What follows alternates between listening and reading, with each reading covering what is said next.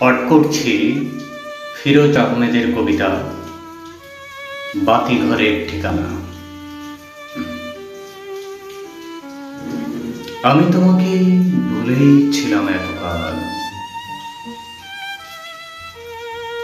যখন তোমাকে উপজীব্য করে, তোমাকে বাহন করে তোমার রক্তধারা লাভের পাটিগণিতে শেখাই। আমি তোমাকে ভুলেই ছিলাম, গোপন জন্মদাগের মতো আমি তোমাকে ঢেকেই রেখেছি ছায়ার পোশাকে। ভাবিনি এভাবে তুমি জেগে উঠবে আমার সকল ভাবনার অস্তিত্ব জুড়ে। ভাবিনি মুছে যাওয়া প্রতিটি আলোয় শেষ দেখা ছায়াটি তোমার।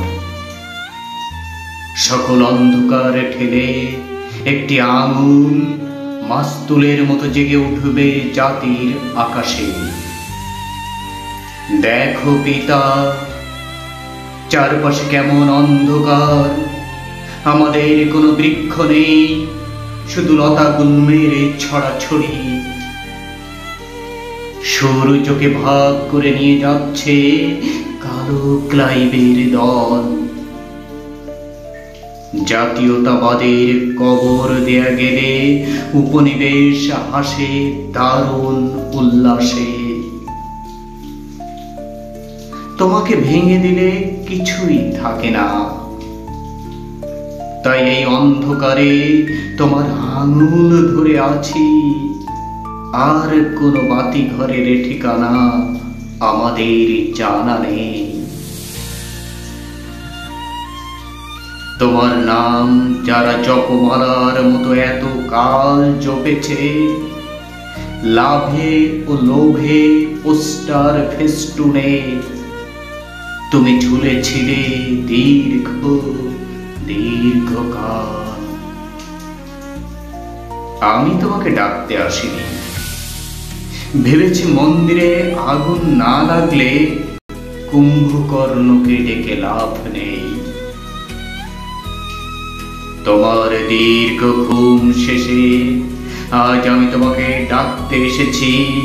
জাগো পিতা, জাতিকে জাগিয়ে দাও।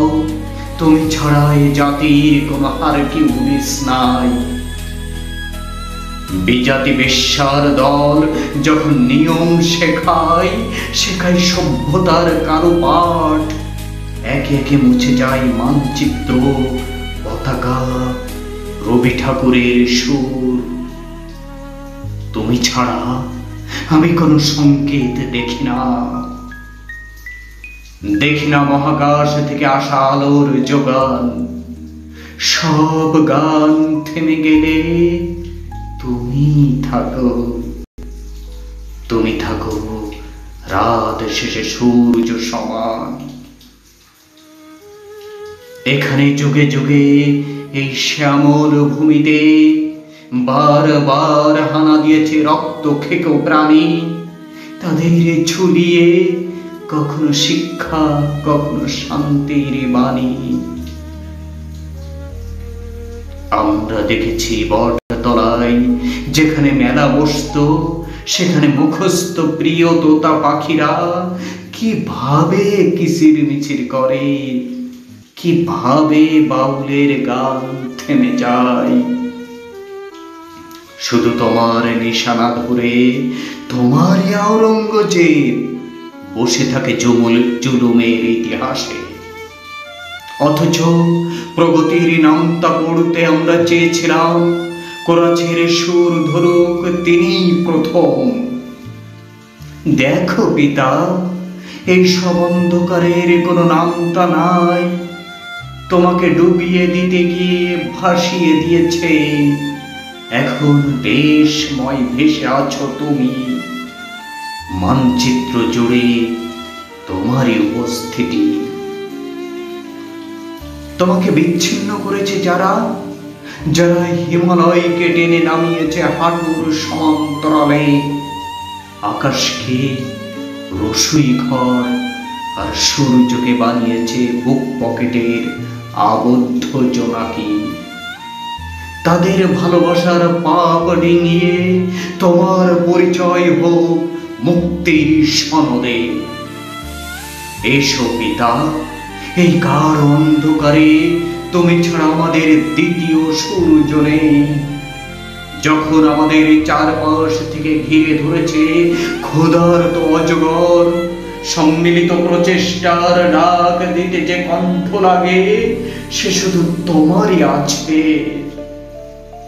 আর একবার তোমার দিশেহারা জাতির সম্মুখে উঁচু করে ধরো সেই নির্দেশক আঙুল। জোয়ারে প্লাবনে ভেসে যেতে যেতে যারা টিকে আছে, যারা স্বার্থমগ্ন ভিখারি নয়, পরিচয় পেতে ভালোবাসে, জেগে উঠবেই ইতিহাস বিবর্তনে।